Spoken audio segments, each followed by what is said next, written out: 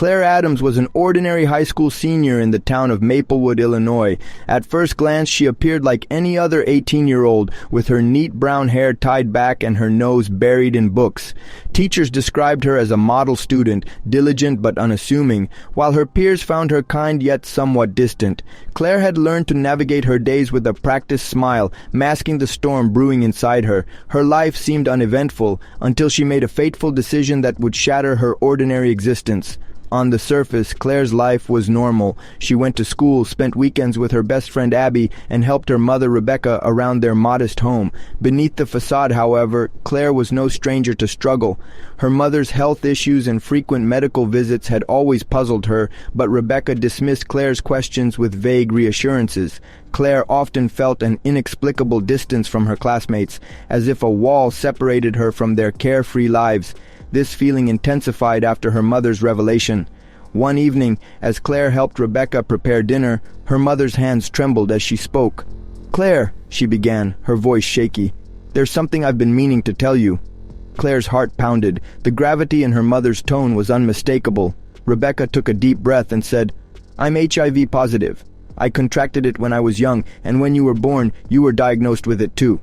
The revelation hit Claire like a tidal wave. The unexplained pills, the doctor visits, the fatigue Rebecca often brushed off, it all made sense now. "Why didn't you tell me?" Claire asked, her voice breaking. Rebecca's eyes filled with tears. "I didn't want you to grow up feeling different. I wanted you to live as normally as possible." Claire felt as if her entire world had been torn apart after learning the truth about her and her mother's HIV status. The carefully constructed reality her mother had built for her seemed like a cruel lie. Her thoughts raced as questions flooded her mind. Would her classmates treat her differently if they knew? Did she even deserve the normal life she had been living? At school, Claire saw the world through a new bitter lens. She watched her peers laugh over trivial concerns and envied their freedom. She noticed how little anyone understood about real hardship. Even the teachers, who had always seemed so sure of themselves, now struck her as out of touch. Each day, the gap between Claire and the people around her grew wider. The anger festered within her. Why was this her burden to carry? Why did her mother keep it a secret for so long? Claire wanted to break free of the pain that consumed her. In her mind, she began crafting an idea, something bold, something that would make everyone else feel as powerless and vulnerable as she did. In her heightened emotional state, Claire started to see the flaws in those around her. The teachers, who once seemed professional and kind, now appeared uncomfortably human. Mr. Jensen, the charming English teacher, often gave compliments that lingered just a little too long. Coach Reed, known for his jovial encouragement, had a habit of standing too close. Ms. Perez, the art teacher, showered Claire with excessive praise, making her feel singled out. Mr. Daniels, the stern history teacher, occasionally showed cracks in his armor, revealing signs of personal struggles. Even Principal Hayes, the figure of authority, seemed unusually invested in Claire's well-being. Claire realized these adults weren't as untouchable as she once believed. They had weaknesses, vulnerabilities she could exploit.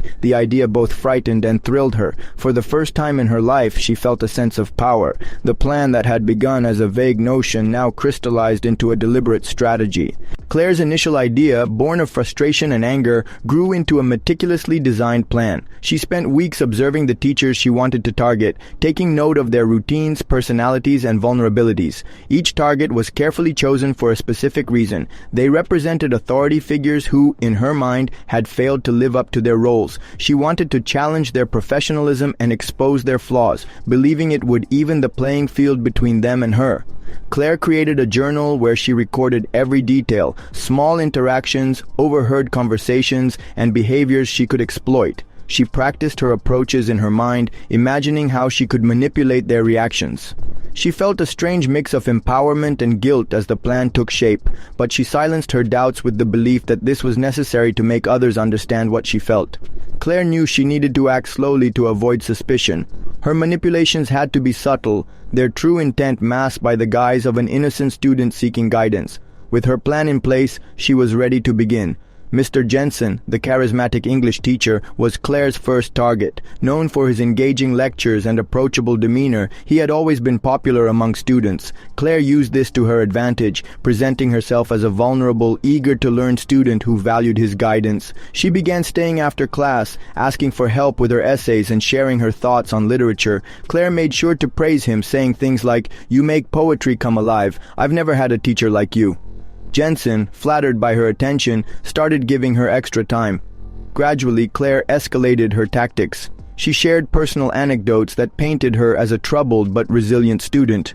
Once, she let her hand linger on his arm while thanking him, watching his reaction carefully. Jensen appeared uncomfortable but didn't push her away, a subtle crack in his professionalism that gave Claire the confidence to continue. Coach Reed had always been a beacon of positivity in the school. He was the coach of the basketball team, a mentor to many students, and someone who genuinely loved helping young people succeed both on and off the court.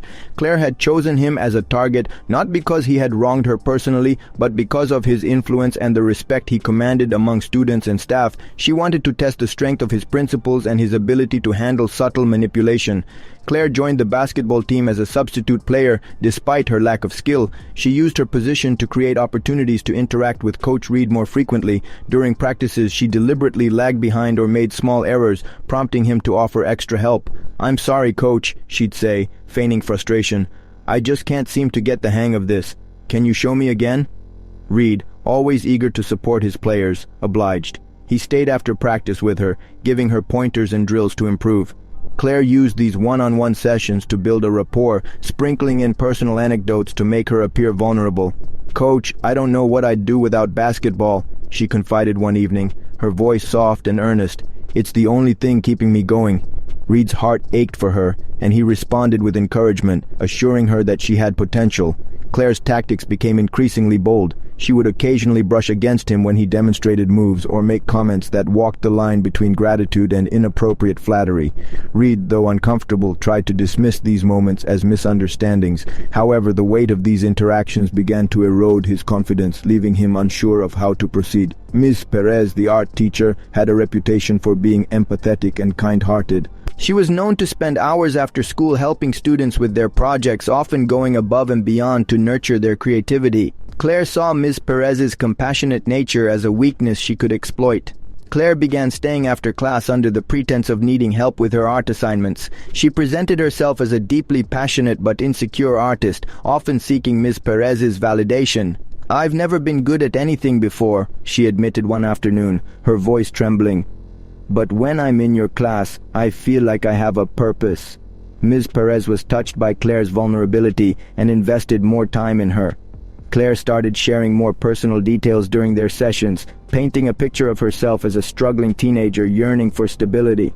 "Sometimes I feel like you're the only one who understands me," she said, her tone laced with sincerity. Claire's manipulations grew more deliberate. She began crafting scenarios that required Ms. Perez to make decisions that blurred the lines between teacher and confidant. For example, Claire once brought a painting that depicted a chaotic dark scene and claimed it reflected her feelings of hopelessness. Ms. Perez, concerned for Claire's well-being, tried to offer support but found herself increasingly entangled in Claire's web.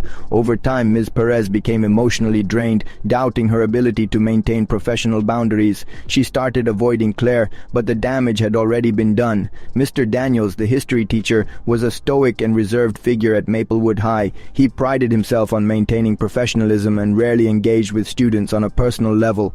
Claire saw this as a challenge and decided to test his boundaries.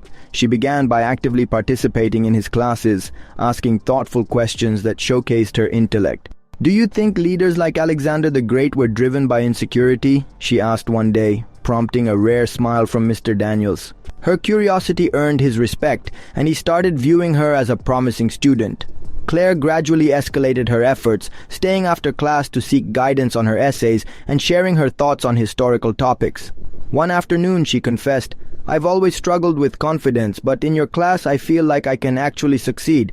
Mr. Daniels, unaccustomed to such personal exchanges, hesitated before responding. "You have potential, Claire," he said, his voice measured. "Focus on your work, and you'll do well." Claire pushed further, framing her insecurities in ways that required his encouragement. She once left a note on his desk thanking him for his support, which left him uneasy but unsure of how to address the situation. Over time, her calculated actions began to chip away at his sense of control, leaving him second-guessing his interactions with her. Principal Hayes was a figure of authority and stability at Maplewood High, someone who was trusted by teachers, students, and parents alike. His leadership style was characterized by an open-door policy and a commitment to understanding the needs of his school community. However, this same openness made him vulnerable to Claire's manipulation. Claire had been subtly laying the groundwork for her interactions with Hayes for months. She made it a point to excel academically, ensuring she appeared as a model student. Her calculated charm and apparent drive for success earned her several opportunities to speak with Hayes directly. Initially, their meetings focused on academic planning, scholarship applications, career advice, and college opportunities. Hayes was impressed by Claire's ambition, believing her to be a shining example of what Maplewood students could achieve. However, Claire slowly shifted the tone of their conversations. She began sharing personal struggles, portraying herself as a victim of circumstances. "Sometimes I feel like I'm drowning, Mr. Hayes," she said one afternoon, her voice barely above a whisper. "I don't know where I'd be without your guidance." Hayes, feeling a sense of responsibility, assured her that she was on the right path. As their interactions became more frequent, Claire started steering the conversations toward personal matters, occasionally making remarks that unsettled Hayes. She once mentioned how safe she felt in his office, subtly implying that it was the only place where she could be herself. Hayes, though uncomfortable, dismissed these moments as a result of Claire's emotional immaturity. He rationalized that she needed guidance and support, not realizing how deeply he was being manipulated. Over time, Claire's actions began to take their toll on Hayes. He started second-guessing his interactions with her, wondering if he had inadvertently encouraged her behavior. The weight of his doubts left him increasingly distracted, affecting his ability to lead the school effectively. The effects of Claire's manipulations began to ripple through the school community. The teachers she had targeted were noticeably affected. Coach Reed avoided personal interactions with students, Ms. Perez became reclusive, Mr. Daniels was irritable and withdrawn, and Principal Hayes appeared uncharacteristically distant. The once stable atmosphere at Maplewood High was now charged with tension. Rumors began circulating among students about the changes in their teachers. Whispers of inappropriate conduct, favoritism, and internal conflicts spread like wildfire. The trust between the staff and students eroded, leaving an atmosphere of suspicion and unease. Parents started voicing their concerns, demanding answers from the school administration. Hayes, already grappling with his own doubts, struggled to manage the growing unrest. His attempts to address the issues were met with skepticism, further diminishing his authority. The teachers' meeting convened in a small, windowless conference room that felt suffocating under the weight of the participants' anxiety. Principal Hayes had called the emergency gathering to address the growing tensions and confusion surrounding the series of incidents linked to Claire. Sitting around the table were Coach Reed, Ms. Perez, and Mr. Daniels, each wearing expressions that ranged from bewilderment to outright distress. As Hayes opened the meeting, his voice was steady but tinged with unease. "We need to figure out what's happening and how to address it. Something isn't right, and we owe it to ourselves and the students to get to the bottom of this." Coach Reed broke the silence, his frustration bubbling to the surface. "She's a smart kid, manipulative maybe, but I never thought it would go this far. I can't help but feel like I walked right into her trap." Ms. Perez leaned forward, her hands gripping the edge of the table. "I've been going over every conversation we had, every assignment she turned in. She was always so kind, so eager to connect. Now I'm wondering how much of that was real." Mr. Daniels, who had been quiet until now, finally spoke, his voice low and bitter. "None of it. She played all of us, and we let her." As the discussion continued, the teachers started piecing together the timeline of events. Claire had approached each of them in unique ways, tailoring her behavior to exploit their personalities and weaknesses. The realization that they had been manipulated left them feeling vulnerable and ashamed. "What's worse," Hayes said, his tone somber, "is that this isn't just about us. It's about the students, the parents, the reputation of this school. We need to decide how to move forward." The meeting left the teachers reeling, and the gravity of the situation began to sink in. Each of them grappled with a storm of emotions, anger, guilt, and fear. They had entered the teaching profession to make a positive difference, but now they questioned their own judgment and integrity. For Coach Reed, the fear was personal as well as professional. "What if this ruins my career?" he confided to a colleague after the meeting. "All it takes is one accusation to undo everything I've worked for." Ms. Perez, already struggling with self-doubt, felt her confidence erode further. "I thought I could read people," she said quietly. "I thought I could help them." Even Hayes, usually a pillar of strength, found himself wrestling with a growing sense of failure. He began second-guessing every decision he had made as principal, wondering if he had overlooked warning signs. The fear of repercussions extended beyond their professional lives. They worried about their reputations, the potential for legal action, and the impact on their families. The atmosphere at Maplewood High grew increasingly tense, with teachers and students alike walking on eggshells. Claire's day had started off like any other, but everything changed during lunch when she found herself walking by the teacher's lounge. It had been a long, emotionally exhausting week, and she had been struggling with feelings of guilt and uncertainty. She hadn't fully processed everything that had happened, but the thought of hearing her teachers talk about her actions sent a chill down her spine. She paused when she overheard Ms. Perez's voice, raised slightly in the small enclosed room. "I just don't get it. She was always so friendly, so eager to please. How did we not see this coming?" Claire pressed her ear against the door, holding her breath. She felt her heart hammering in her chest. "Maybe we were too trusting. She played us all," Coach Reed said, his tone sharp. "I feel like an idiot." Mr. Daniels' voice followed, quieter, but no less filled with disappointment. "We all let her in. She knew exactly what buttons to push." Claire's knees nearly gave way. It was the first time she had truly heard the weight of their pain. Before this moment, she had always justified her behavior as a way of gaining control over her environment, a method of turning the tables on those she saw as in positions of power. But now, hearing the genuine hurt and betrayal in her teachers' voices, something inside her shifted. She knew they were speaking about her, each word like a dagger aimed at her conscience. She hadn't just manipulated them, she had shattered the trust they had placed in her. Claire retreated quietly, her mind swirling with confusion and shame. For the first time, the enormity of her actions hit her, and she felt a growing sense of regret. The weight of the teacher's words, combined with her internal turmoil, made it clear that she could no longer live with the guilt she felt. That evening, Claire spent hours turning over the events in her mind. She thought about the lies she had told, the games she had played, and the havoc she had wreaked on the lives of her teachers. She realized that her need for attention and validation had blinded her to the human cost of her actions. By the next morning, Claire knew what she had to do. She walked into Principal Hayes's office, her steps heavy with the burden of what she was about to say. The office, usually filled with authority and calm, felt oppressive today. Claire felt small as she approached Hayes's desk. "Principal Hayes, I need to talk," she said, her voice shaky. "I need to tell you everything." Hayes looked up, his expression unreadable but curious. "Go ahead, Claire. I'm listening." And with that, Claire began to speak, her voice trembling as she admitted her actions. She told him everything. How she had manipulated her teachers by appealing to their emotions, how she had played on their kindness and trust, and how she had been so focused on getting what she wanted that she had never stopped to consider the consequences. "I'm sorry," Claire said, tears streaming down her face. "I never meant for things to go this far. I just wanted to be noticed, to feel important." Principal Hayes listened quietly, his face hardening at times but never interrupting her confession. When she finished, he sat back in his chair and exhaled slowly. "Claire, I'm glad you've come forward. This is a step in the right direction. But you have to understand that this is serious. Your actions have affected a lot of people. The next steps are going to be difficult." Claire nodded, her stomach twisting. She had expected some form of punishment, but hearing the finality in his words made everything feel even more real. Hayes told her that they would need to get the authorities involved to address the legal implications of what had happened, as her behavior had crossed a line.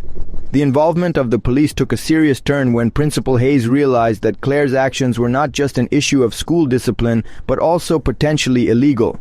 Her manipulation of teachers had crossed boundaries, and the emotional harm she caused could have legal repercussions for both herself and the educators who had been affected. Though Claire was a minor, the severity of her actions meant that the situation warranted a formal investigation. The police were brought in to handle the matter, and Claire, though apprehensive, knew that this step was inevitable. The officers assigned to the case began by questioning her teachers, digging into the specifics of how Claire had manipulated them emotionally and manipulated the power dynamics in their interactions. They also interviewed other students who had witnessed Claire's behavior or had been directly impacted by it. Claire herself was brought in for questioning. It was the most nerve-wracking experience of her life, sitting in a small interrogation room with officers who were determined to get to the truth. They asked her about her intentions, how she had felt when she deceived her teachers, and whether she understood the ramifications of her actions. At first, Claire tried to deflect responsibility, but as the questions grew more pointed, the reality of her situation set in. The police were not there to punish her, but to understand the scope of the emotional and psychological damage she had caused, especially considering the trauma it had inflicted on her teachers. Claire was also asked about her background, and the officers quickly learned that her home life had been difficult, which seemed to offer some context for her behavior, though it didn't excuse it. As the investigation progressed, it became clear that Claire had unknowingly crossed legal lines. Her manipulation of the teachers had created an atmosphere of fear and distress, and while her actions were not criminal in the traditional sense, they were severe enough to involve the authorities. The situation was delicate. While Claire was a minor and had shown remorse, there was still a need to set clear boundaries and consequences to prevent any future incidents. The aftermath of Claire's actions reverberated throughout Maplewood High. News of the police involvement spread quickly, and the community was shaken. Claire had been a seemingly perfect student, quiet, kind, but a bit distant, and many had never suspected she was capable of the deception that had unfolded. The revelation that she had been emotionally manipulating her teachers stunned the entire school. For Claire, the consequences were immediate. She was placed on academic probation and suspended from school for a period of time. Her reputation, once built on a foundation of respect, crumbled under the weight of her actions. Her classmates who had once admired her or sought her approval now regarded her with a mixture of skepticism and disappointment.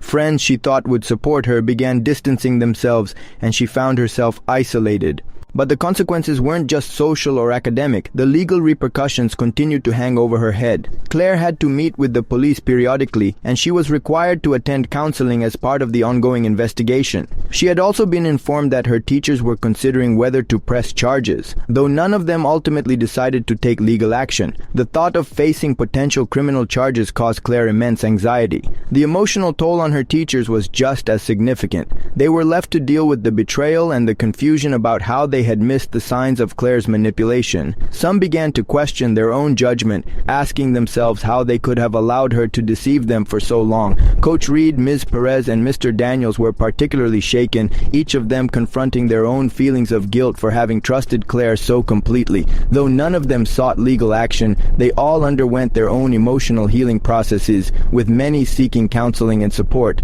The school also had to address the broader issue of student-teacher relationships. Maplewood High implemented workshops for both staff and students on boundaries, emotional intelligence, and ethics. Teachers were trained to recognize the signs of manipulation and to establish clearer, more firm lines of authority in their relationships with students.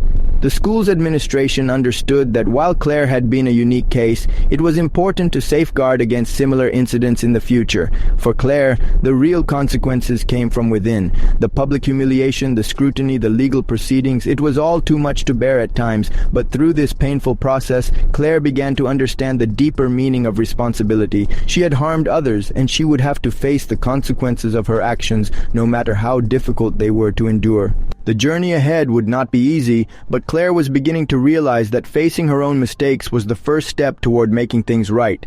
Claire's journey to redemption was not easy. It was a long and painful process, but it marked the beginning of a significant transformation in her life. Initially, the weight of her actions hung heavily on her shoulders as she grappled with the realization that she had caused so much harm to people she had once respected. But instead of continuing to spiral downward, Claire chose to face her past head-on. The first step towards her redemption was taking responsibility for the manipulation and emotional harm she had caused. Claire had to not only recognize the impact of her actions on her teachers and classmates, but also come to terms with the underlying reasons for why she acted the way she did. During her therapy sessions, she unearthed the painful truth about her emotional neglect and feelings of inadequacy that had led her to seek control and validation through deception. She began to write letters of apology to each teacher she had wronged, including Coach Reed, Ms. Perez, Mr. Daniels, and Principal Hayes. Her letters were sincere, filled with deep regret for the distress she had caused. It was a humbling experience for Claire, as she realized that an apology could not undo the harm, but it was a necessary step toward healing. Some teachers responded with understanding and compassion, but others remained distant, which was to be expected. But for Claire, even the silence from certain teachers became a lesson in patience and self-awareness.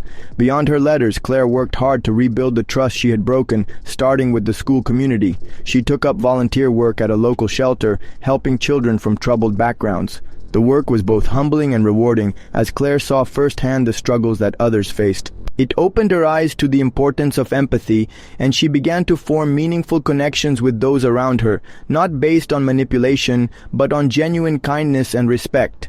Volunteering became an outlet for Claire to channel her energy into something positive and to prove to herself that she was capable of making a difference. As part of her ongoing redemption, Claire also spoke at local schools about her journey. She shared the lessons she had learned about manipulation, emotional healing, and the power of self-reflection.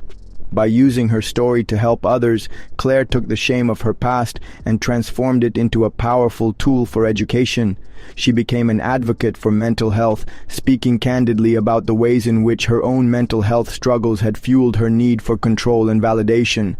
Her message resonated with many students who had also been struggling with feelings of inadequacy or emotional turmoil. Through her outreach and personal growth, Claire slowly began to rebuild her life. She earned back the respect of her peers, though the road was long and the scars from her actions would never fully disappear. But she learned that redemption wasn't about achieving perfection. It was about consistently striving to do better and be better, even when it felt impossible.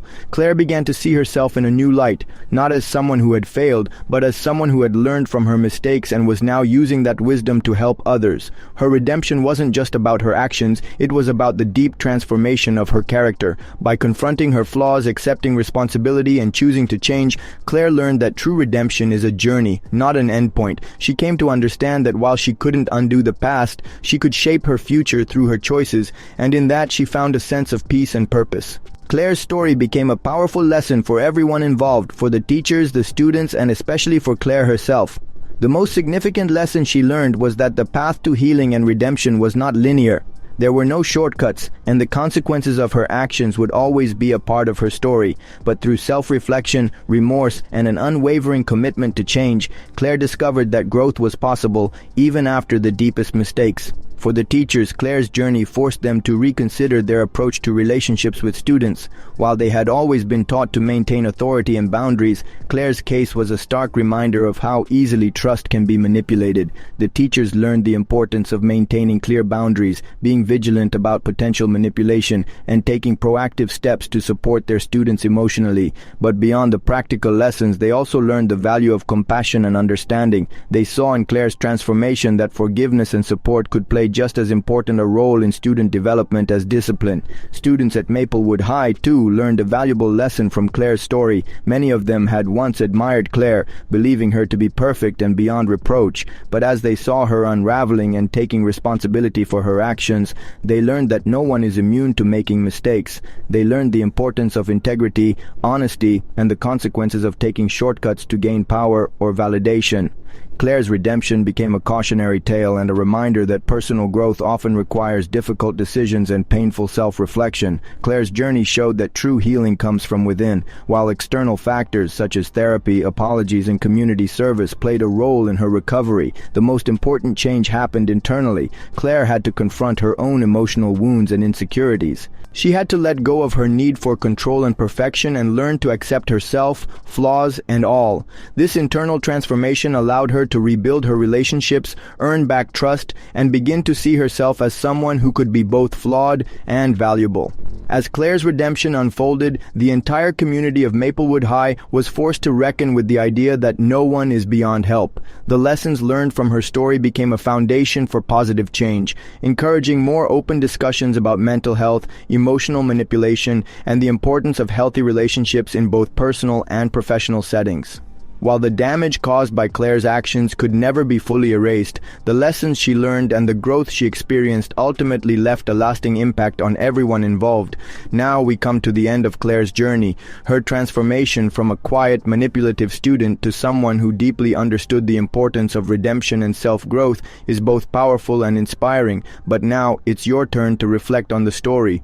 What do you think Claire could have done differently in the beginning to avoid the manipulation and the consequences she faced? Could she have been more open about her struggles earlier on? How do you think the other characters in the story, such as her teachers or classmates, played a role in shaping Claire's journey? We'd love to hear your thoughts. Do you think that everyone has the potential for redemption, or do some mistakes go too far for someone to come back from? Drop your comments below and share your perspectives. What lessons from Claire's story resonate with you the most? Don't forget to like and subscribe for more stories that explore real-life lessons, self-improvement, and growth. If you have any questions or want to hear more about Claire's journey, feel free to reach out. Your feedback and input are always welcome. Stay tuned for more stories that challenge the way we see ourselves and the world around us. Remember, it's never too late to make a change. Just like Claire, we all have the power to learn, grow, and redeem ourselves.